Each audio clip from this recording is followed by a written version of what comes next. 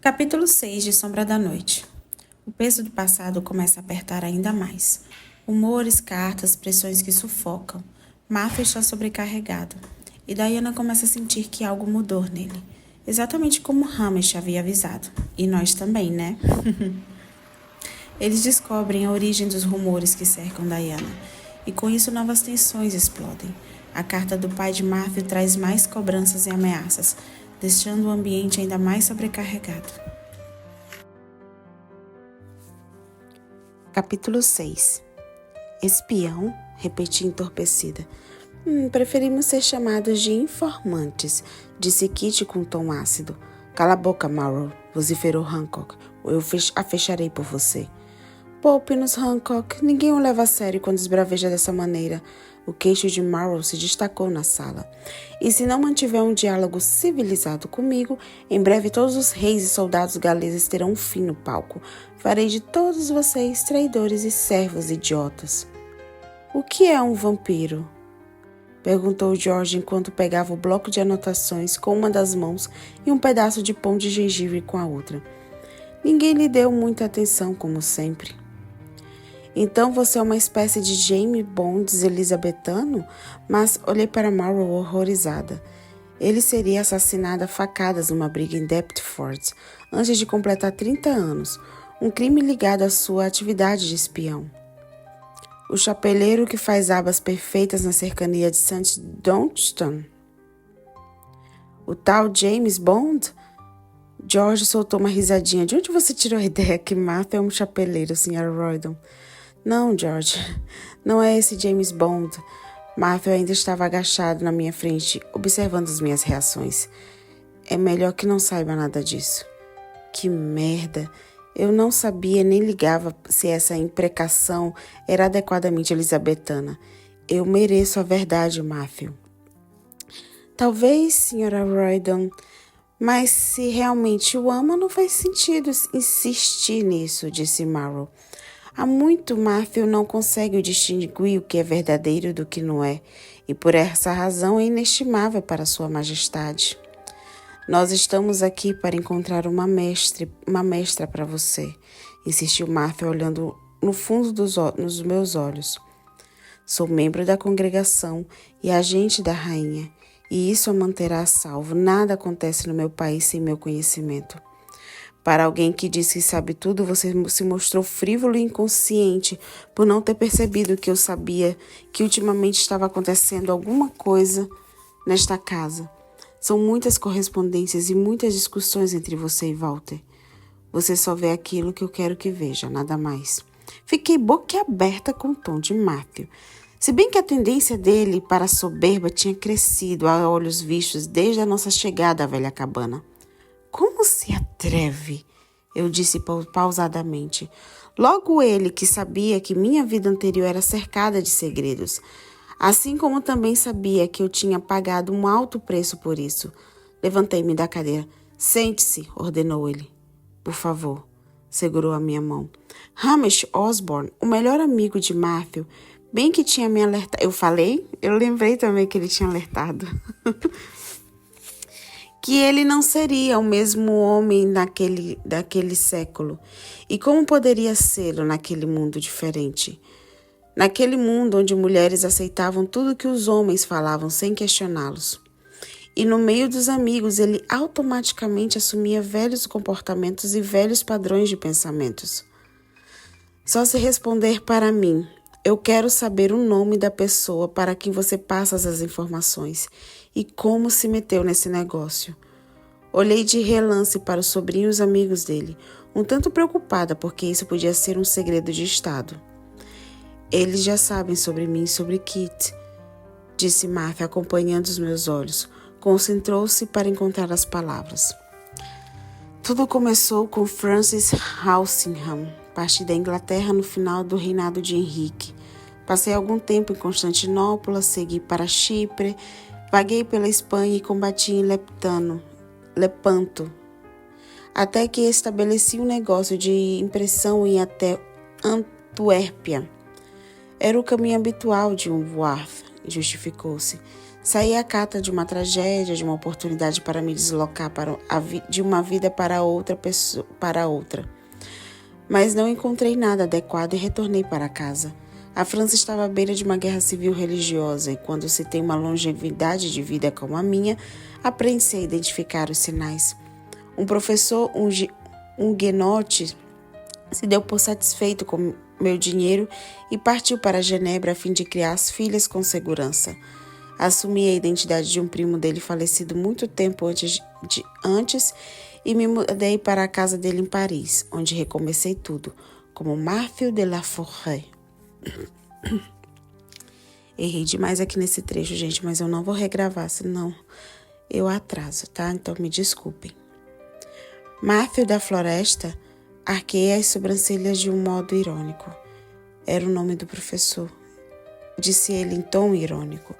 Paris estava perigosa e Walsingham, o embaixador inglês, era como um imã para cada rebelde desencantado do país.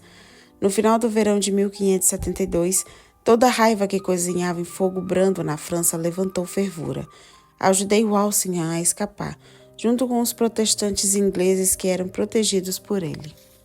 O massacre do dia de São Bartolomeu estremecia ao pensar no casamento empapado de sangue entre uma princesa católica e um protestante.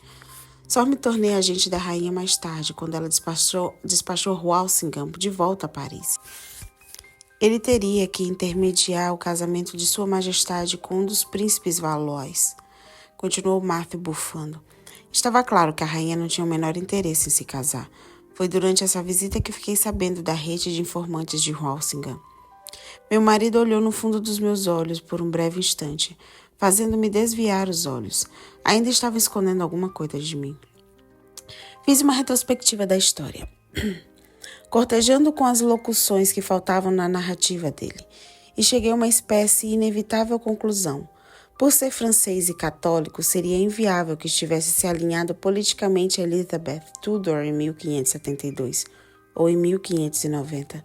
Se estava trabalhando para a coroa inglesa, era por um objetivo maior, mas um dos juramentos da congregação era o de se manter distante da política dos humanos. Philippe de Clermont e seus cavaleiros de Lázaro não tinham feito esse juramento. Antes de ser vampiro e trabalhar para o seu pai, você é um católico em país protestante. O fato de Martha trabalhar para os cavaleiros de Lázaro e não apenas para Elizabeth aumentava exponencialmente o perigo. As bruxas não eram as únicas caçadas na Inglaterra elizabetana. Também o eram os traidores, as criaturas com poderes extraordinários e os fiéis às diferentes religiões. A congregação não será útil se você se envolver na política dos humanos. Como é que sua própria família pôde lhe pedir para fazer algo tão arriscado? Hancock sorriu. Isso explica porque há sempre um de Clermont na congregação, para garantir que ideais elevados não se convertam em bons negócios. Não será a primeira vez que trabalho para Philip, e nem a última. Você é boa em desvendar segredos, e eu sou boa em mantê-los, disse Mathieu com toda a simplicidade. Cientista, vampiro, guerreiro, espião. Encaixava-se uma outra peça de Mathieu que esclarecia o seu hábito arraigado de nunca partilhar nada, grande ou pequeno, a menos que fosse forçado a fazê-lo. Não dou a mínima para quanta experiência você tem. Sua segurança depende de Walsingham, e você o está enganando. O que ele tinha dito só tinha aumentado a minha raiva.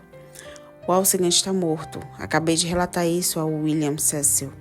O homem mais sensato e astuto está vivo, disse Gallowglass tranquilamente. E também Philip, claro. E Kit? Ele trabalha para Cecil ou para você? Não conte nada para ela, Mathieu, disse Kit. Não se pode confiar em uma bruxa. É por isso então que seu demôniozinho dissimulado, que você tem sido visto agitando os moradores da cidade, disse Hancock suavemente. As bochechas de Kit ruborizaram como gêmeas em confissão de culpa. Por Cristo, Kit, o que você fez? Perguntou Mathieu atônito. Nada, respondeu Marrow emburrado. Andou espalhando histórias outra vez. Hancock sacudiu o dedo em advertência. Eu já tinha avisado que não admitiríamos isso, mestre Marrow. Woodstock inteiro estava fazendo comentários sobre a esposa de Matthew, protestou Kitty. Os rumores acabariam por colocar a congregação atrás de nós. Como é que eu poderia supor que a congregação já estava aqui? Agora, de Clermont certamente me deixará esse homem. Faz muitos anos que anseio por isso, disse Hancock, estalando os nós dos dedos. Não, você não pode matá-lo. Matthew esfregou o rosto cansado. Haveria muitas perguntas e agora estou sem paciência para encontrar respostas convincentes. Só apenas fofocas da cidade lidarei com isso. Fofocas em péssima hora, retrucou Gallowglass em voz baixa. Não é só Berwick. Você sabe que em Chester as pessoas também estão histéricas, e quando estivermos no norte da Escócia, a situação era ainda pior.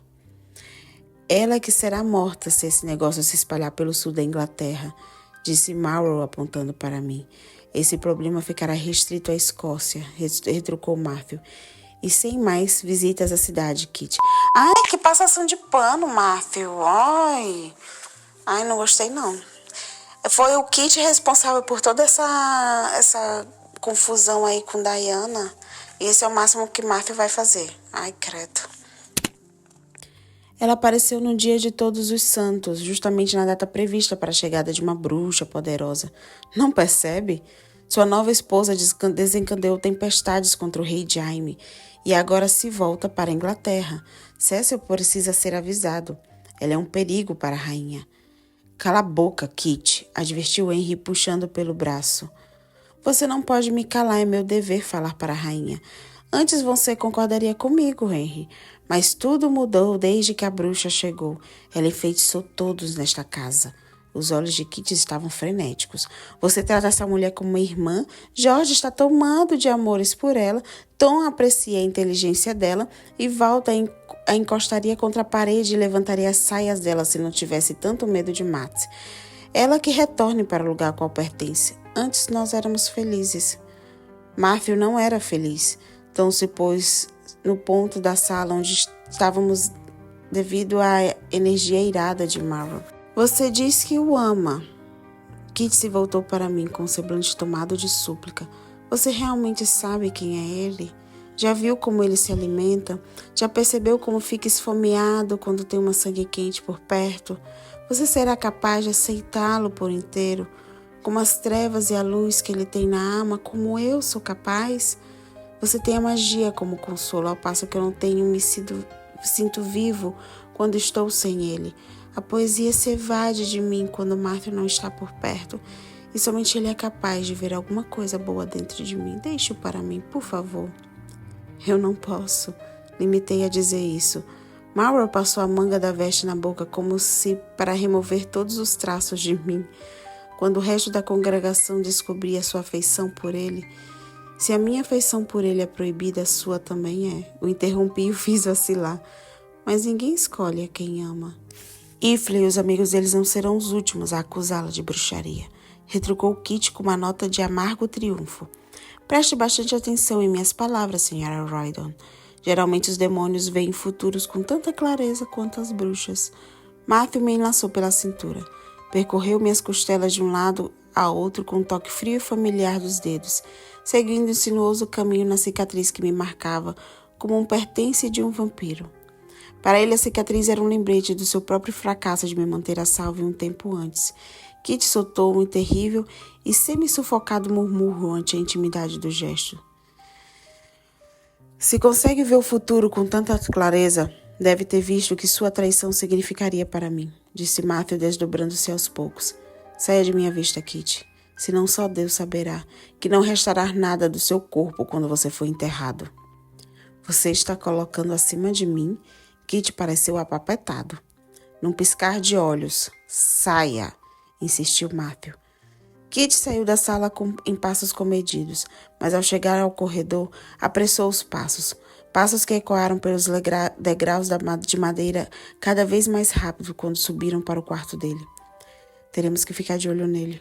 Os olhos de Gallowglass se desviaram do ponto de onde Kitty saíra para Hancock. Agora ele não é mais confiável. Marrow nunca foi confiável, resmungou Hancock.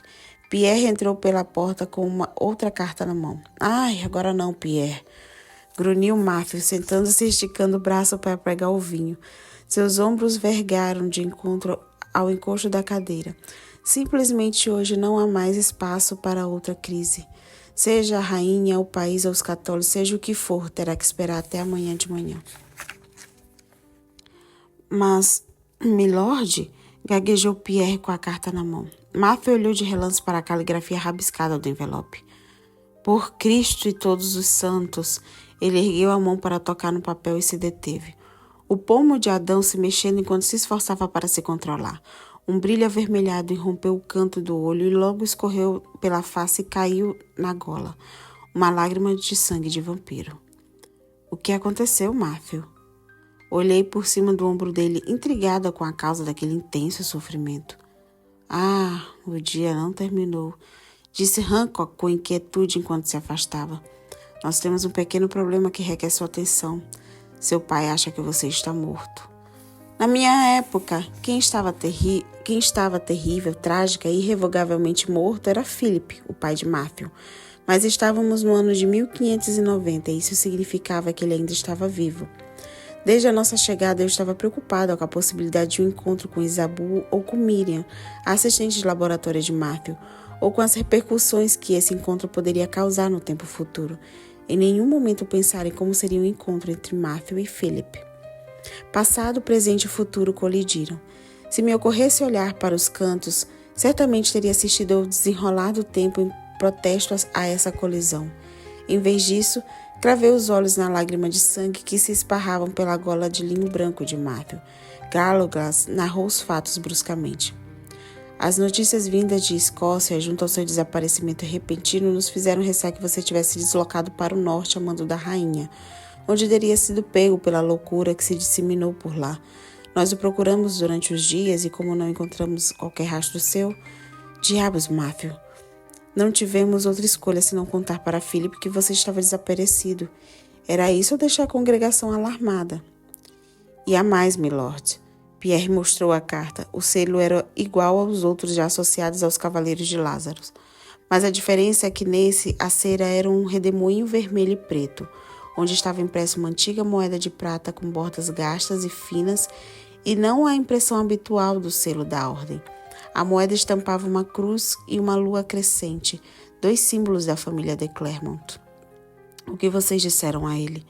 A visão da pálida lua de prata, a flutuar em um mar vermelho e preto, deixava Matthew visivelmente aflito. Agora que essa carta chegou, nossas palavras não vão adiantar nada. Você terá que estar em solo francês na próxima semana. Do contrário, Philip virá à Inglaterra, murmurou Hancock. Meu pai não pode vir para cá, Hancock, de jeito nenhum. Claro que não pode. Depois que ele se intrometeu na política inglesa, claro que a rainha vai exigir a cabeça dele. Você precisa ir ao encontro dele.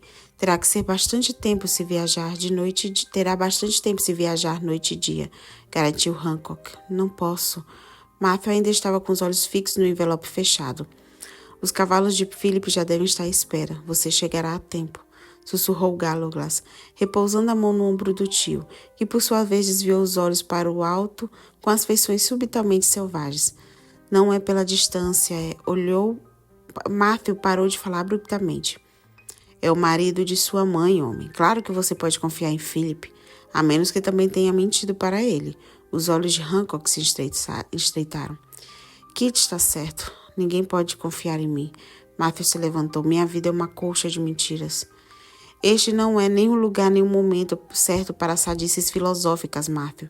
Exatamente agora, Philip está se perguntando se perdeu outro filho, exclamou Gallowglass. Deixe a garota conosco, pegue o cavalo e cumpra as ordens do seu pai. Se não fizer isso, bato em você e Hancock o carrega até lá. Ai, adorei eles. Você deve estar muito seguro de si para questionar minhas ordens, Gallowglass, disse Matthew com um tom perigoso, apoiando as mãos na chaminé da lareira e outra fixamente olhando para o fogo. Eu confio no meu avô. Isabu fez de você um Worth, mas é o sangue de Philip que corre nas minhas veias. A palavra de Gallowglass atingiram Matthew. Ele ergueu a cabeça ao receber o golpe, e a emoção venceu sua habitual impassibilidade. George, Tom, vá lá em cima e vejam Kit. sussurrou Walter Heilig, apontando a porta para os amigos. Fez um meneio de cabeça na direção de Pierre e o servo de Matthew juntou aos esforços para colocá-lo para fora da sala. Pedidos para mais vinhos e comidas ecoaram lá no vestíbulo. Depois que François se encarregou de atender os pedidos, Pierre retornou, fechou a porta com força e plantou-se à frente. Somente Walter, Henry e Hancock e eu seríamos testemunhas da conversa, além do silencioso Pierre. Gallowglass insistiu na tentativa de convencer Matthew. Você precisa ir para Septu. Ele não vai descansar enquanto não clamar pelo seu corpo para um funeral ou então que venha vivo à frente dele. Philip não confia em Elizabeth e nem na congregação. Dessa vez, Gallowglass tentou confortar o tio com palavras, mas não tirou o ar angustiado de Matthew. Gallowglass deixou escapar um murmúrio de exasperação. Engane os outros, engane a si mesmo se quiser. Discuta as alternativas pela noite adentro se quiser. Mas Titi está certa. Tudo isso é uma merda. Desandou a falar. Sua Diana não cheira bem e seu próprio cheiro está mais velho que na semana passada. Sei qual é o segredo que você preserva e ele também saberá. Gallowglass deduzira que eu era uma fiandeira do tempo. Uma olhadela indicou que Hancock deduzira o mesmo. Basta, vociferou Walter. Gallowglass e Hancock silenciaram de imediato. A razão para esse silêncio cintilou no dedo mindinho de Walter, um sinete que exibia os contornos de Lázaro e seu caixão. Então você também é um cavaleiro? Eu disse admirada. Sim, disse Walter laconicamente. E você está acima de Hancock? E conta de Gallowglass? Naquela sala havia muitas camadas de lealdade e aliança. Eu estava ansiosa para organizá-las em uma estrutura navegável. Obviamente, né, Diana? Ai, meu Deus. Estou acima de qualquer outro nesta sala, madame, exceto do seu marido, respondeu Heilig. E isso inclui a senhora. Você não tem autoridade sobre mim, comentei. Qual é exatamente o seu papel nos negócios da família de Clermont, Walter? O olhar faiscante de Heilig passou por cima da minha cabeça e se encontrou com o de Matthew. Ela é sempre assim? Habitualmente, disse Matthew secamente. Leva-se algum tempo para se acostumar com isso, mas gosto disso. E com o tempo você também acabará gostando. Já tenho lá em casa uma mulher questionadora, não preciso de outra, bufou Walter. Se quer saber, Sra. Roydon, sou eu quem comanda a Irmandade na Inglaterra. Matthew não pode fazer isso pela posição que ocupa na congregação. E outros membros da família ou estavam ocupados ou se recusaram. Os olhos de Walter faiscaram em direção a Gallowglass. Então você é um dos 8 mestres provinciais da ordem e se entende diretamente com Philip, comentei pensativa. Estou surpresa por não ser o 9º cavaleiro. O 9º cavaleiro é uma figura misteriosa cuja identidade era mantida em segredo para os integrantes da ordem, exceto para os que ocupavam os postos mais altos. Heilig esbravejou com veemência e fez Pierre engasgar. Você oculta sua condição de espião e de membro da congregação para sua esposa, mas revela para ela os assuntos mais privados da Irmandade? Ela quis saber, disse Matthew com toda a simplicidade, mas acho que por hoje já basta de conversa sobre a ordem de Lázaro. Sua esposa não se dará por satisfeita em deixar de lado essa conversa, Matthew. Ela se agarra ao assunto como um cachorro aos ossos. Heilig cruzou os braços fazendo uma careta. Muito bem, para o seu conhecimento, Henry é o 9º cavaleiro. A má vontade em abraçar o protestantismo torna vulnerável aqui na Inglaterra. E na Europa ele é um alvo fácil para os descontentes que desejam sua majestade perca o trono. Philip ofereceu-lhe um posto para protegê-lo daqueles que poderiam abusar de sua natureza confiável. Henry? Um rebelde? Olhei abismada para o gentil gigante. Não sou um rebelde, disse Henry com firmeza. Mas a proteção de Philip de Clermont salvou a minha vida em diversas ocasiões. O conde de Northumberland é um homem poderoso, Diana, disse Matthew com tranquilidade. Isso torna uma fiança de valor nas mãos dos jogadores inescrupulosos. Gallowglass tossiu.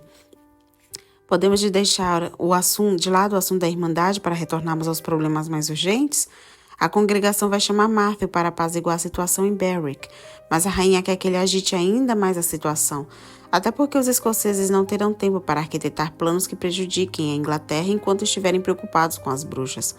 A nova esposa de Matthew sofre acusações de feitiçaria na própria casa e o pai dele o chama na França. Por Cristo! disse Matthew apertando o alto do nariz. Que embrulhada. O que propõe para sairmos dessa embrulhada? Perguntou Walter. Você disse que Philip não pode vir para cá, Gallowglass, mas receio que Matthew também não possa sair para lá. Ninguém jamais afirmou que seria fácil ter 3 senhores e uma esposa, disse Hancock em tom azedo. Que diabos faremos então, Matthew? Perguntou Gallowglass. Se Philip não receber uma carta do seu próprio punho, com a moeda impressa no selo, logo estará atrás de mim. Respondeu Matthew em tom cavernoso. Isso é um teste de lealdade. Meu pai adora testes. Seu pai não duvida de você. Esse mal-entendido se resolverá quando vocês estiverem cara a cara. Você vive dizendo que preciso de um plano ou preciso me engajar nos projetos dos outros. Diga-nos que precisa ser feito e nós faremos, frisou Henry. Sem dizer nada, Matthew ponderou sobre as opções e descartou uma após a outra. Qualquer outro homem que tivesse que maquiar possíveis movimentos e contramovimentos levaria dias para fazer isso, mas ele só levou 2 minutos. Embora com um pequeno sinal de luta no rosto, a maneira com que encolheu os músculos dos ombros e passou as mãos no cabelo contou uma outra história.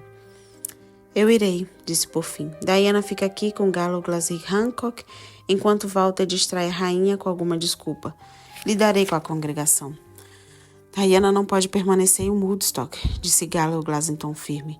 Não depois da obra de Kit na cidade, das mentiras que espalhou a fim de obter informações sobre ela. Sem a sua presença, nem a rainha nem a congregação terão motivo algum para mantê-la distante dos magistrados. Nós podemos ir para Londres, Matthew, supliquei. Juntos? Londres é uma grande cidade, lá as bruxas não se sentirão intimidadas a ponto de alguém reparar em mim. E os mensageiros poderão levar uma carta para a França dizendo que você está vivo. Você não precisa ir. Você não pode ver seu pai novamente. Londres, disse Hancock em tom zombateiro. A senhora não duraria 3 dias lá, madame. Eu e Gallowglass vamos levá-la para Gales. Nós iremos para Abergavenny. Não. Notei a mancha escarlate no pescoço de Matthew. Se Matthew for para a França, irei com ele. Absolutamente não. Não vou arrastá-la para uma guerra. A guerra abrandou com a chegada do inverno, disse Walter. Talvez seja melhor levar Diana para Septu. Poucos terão coragem para se meter com você, Matthew, e muito menos com seu pai. Você não tem uma escolha, retruquei com veemência. Nem os amigos, nem a família de Matthew me usariam para forçá-la a ir para a França. Sim, e escolho você. Ele fez um traçado no meu lábio com o polegar. Fiquei com o coração apertado. Ele iria para Septu. Não faça isso, implorei. Não quis me estender. Tremendo deixar escapar que Philip estava morto no tempo onde tínhamos partido em viagem pelo tempo e que seria tortura para Matthew vê-lo vivo outra vez. Um dia Philip me disse que encontrar uma parceira é só uma coisa do destino. E já que encontrei, não há mais nada a fazer senão aceitar a decisão do destino.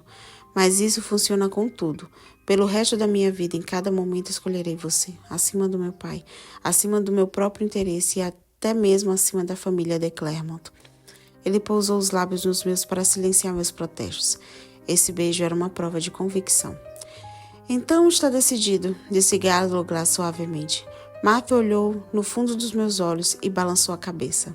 Sim, eu e Diana iremos para minha terra, juntos. Há trabalho para fazer, arranjos a serem feitos, disse Walter. Isso fica por nossa conta. Sua esposa parece exausta e a jornada será exaustiva. Vocês dois deviam descansar. Nem eu nem Matthew fizemos qualquer menção de ir para a cama enquanto os homens não se retiraram da sala de estar. Nossa estada em 1590 não está tranquila como esperado, admitiu ele. Isso era para ser pacato. Como isso seria pacato com a congregação, os julgamentos em Berwick, o serviço da inteligência elizabetana e os cavaleiros de Lázaro disputando sua atenção? Achei que ser membro da congregação e espião poderiam ajudar e não atrapalhar. Ele olhou para a janela. Achei que depois que voltássemos para a velha cabana, utilizaríamos os serviços da viúva Beaton e depois depois que encontrássemos manuscritos em Oxford, retornaríamos em poucas semanas. Mordi os lábios para não apontar as falhas dessa estratégia repetidamente mencionadas naquela noite, tanto por Walter e Henry como por Gallowglass, mas fui traída pelo meu olhar. Não enxerguei direito, disse ele suspirando. E o problema não se reduz a estabelecer a sua credibilidade ou a evitar óbvias armadilhas como os julgamentos de bruxas e as guerras. Estou sobrecarregado demais. O quadro que eu tinha de Elizabeth e da congregação e os outros contramovimentos que empreendi em favor do meu pai ainda está muito claro. Mas os detalhes desvaneceram. Lembro de datas, mas não de dias da semana. Isso significa que não sei ao certo qual será o mensageiro a chegar e qual será a próxima correspondência a ser entregue. Eu podia jurar que tinha rompido com Gallowglass e Hancock antes do Halloween. O diabo está sempre nos detalhes, murmurei. Limpei o rastro de sangue seco que marcava a passagem das lágrimas dele. Uma poeira de sangue no canto do olho e um traço fino na face. Eu devia ter imaginado que seu pai iria procurá-lo. Era só uma questão de tempo para que essa carta chegasse. Eu me contenho cada vez que Pierre traz a correspondência. E hoje o correio já tinha passado aqui. A caligrafia de Philip me pegou de surpresa, só isso. Matthew se justificou. Nem me lembrava mais de como era marcante. Ele estava com o corpo tão quebrado quando o resgatamos das mãos dos nazistas em 1944 que nem o sangue do vampiro conseguiu suturá-lo. Não conseguia mais segurar nenhuma caneta. Adorava escrever e só conseguia fazer rabiscos ilegíveis. Eu conhecia a história da captura e do cativeiro de Philip durante a Segunda Guerra Mundial, mas não conhecia os detalhes do sofrimento que passara nas mãos dos nazistas que queriam determinar até onde um vampiro aguentava a dor. Talvez a deusa quisesse que retornássemos em 1590 não apenas em meu benefício. Talvez o reencontro com Philip reabra suas velhas feridas e acabe por curá-las. Não antes de piorá-las. A cabeça de Matthew tombou. Mas no final talvez os ajude a se recuperar. Acariciei as mãos daquele crânio duro e teimoso.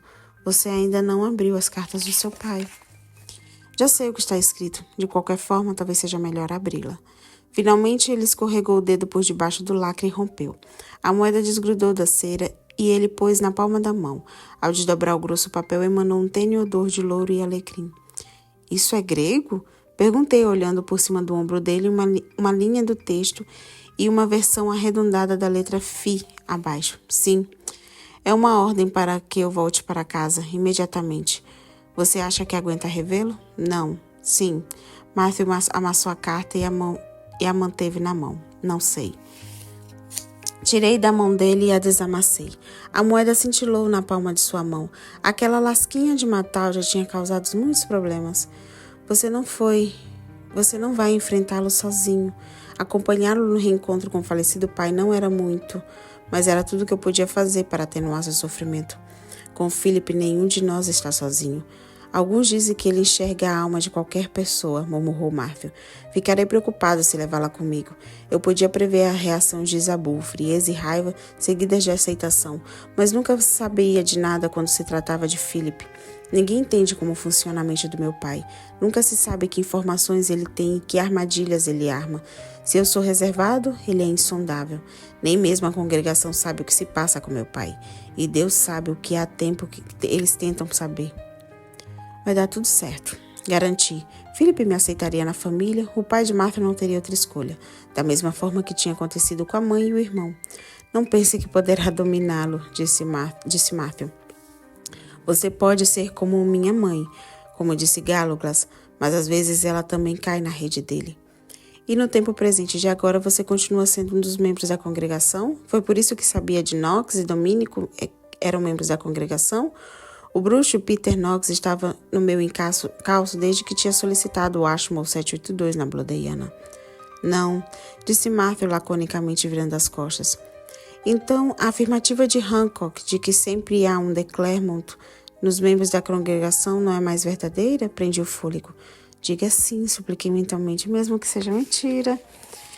Isso ainda vale, respondeu ele com toda a calma, quebrando a minha esperança. Então quem? Minha voz embargou. Isabel? Baldwin?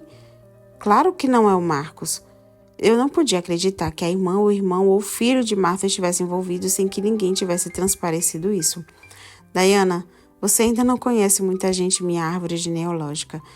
De todo modo, eu não tenho o direito de divulgar a identidade de quem senta à mesa da congregação.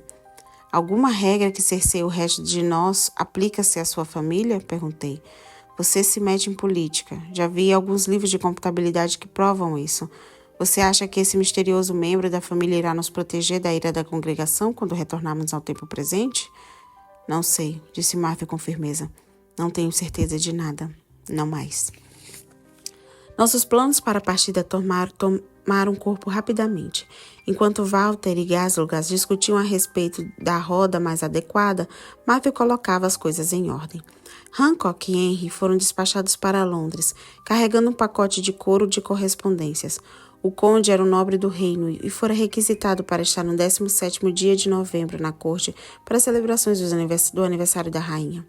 George e Tom partiram para Oxford com uma soma substancial de dinheiro, ladeados pelo agora desgraçado Marrow.